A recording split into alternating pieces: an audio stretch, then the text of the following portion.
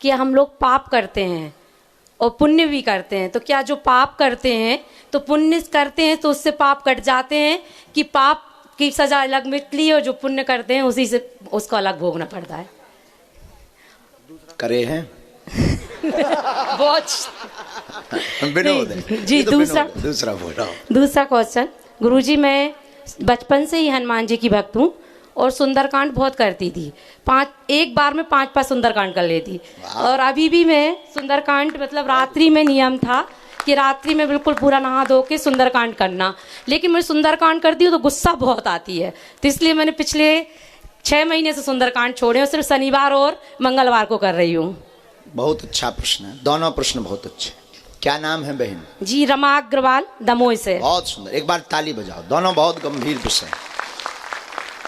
पहला विषय है कि जो पाप और पुण्य करते हैं तो दोनों का अलग अलग भोगना पड़ता है या दोनों पुण्य के प्रभाव से कम हो जाते हैं। ये बहुत ही गंभीर विषय है। एक सज्जन हमको मिले, हमने कहा कहाँ रहते? बोले बनारस में। हमने कहा गंगा स्नान करते हो? बोले हाँ, साल भर में एक बार। हमने कहा ऐसा क्यों? बोले गंगा पापम ससीतापम दैन्यम कल्पतरु स्थिता, साल भर में एक बार स्नान कर लो सब पाप दूर।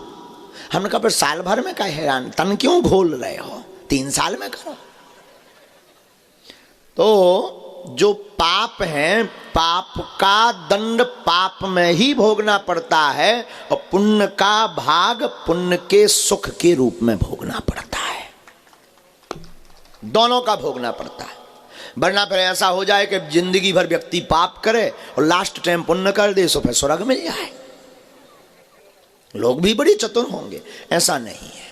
जो बीज बोओगे, भाई चना ज्यादा बोओगे तो चना होगा, और चना है मान लो पाप, मान लो, हालांकि ऐसा है नहीं, चना मानो पाप, गेहूं मानो पुण्य, तो दोनों बोएंगे तो दोनों के पेड़ होंगे। अब इसका मतलब ये नहीं है कि पुण्य गेहूं ज्यादा बो दिए तो चना नहीं उगेगा, भला ही गेहूं के बीच में हो उगे पर उगेगा।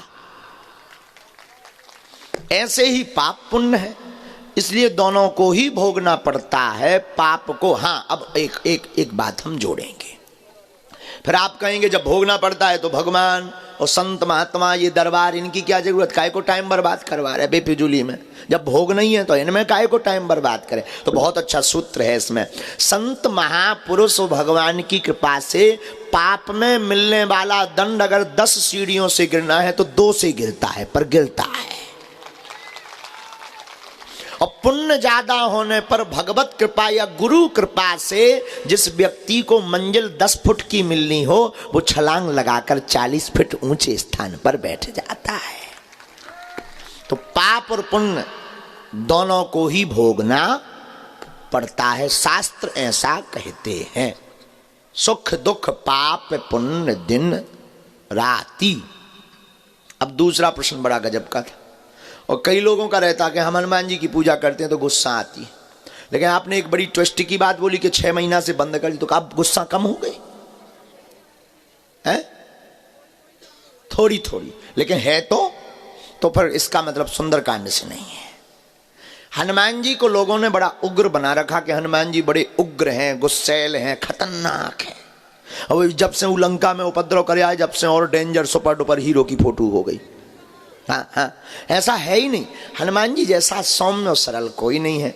लेकिन सुंदरकांड के पाठ से स्वप्न में भी क्रोध नहीं आता, उनका अंश आवे तो सत्य बात पर जरूर क्रोध आता है, लेकिन राम राम जप करने से वो भी कम हो जाता है। आता तो है सत्य बोधता पर, हाँ, कोई झूठ बोले, मिथ्या बोले, बहले, तो इसमें आता है, लेकिन कोई राम नाम का जप करे तो सौम्य हो जाता है। धन्यवाद। यत् संतुष्टः ब्राज।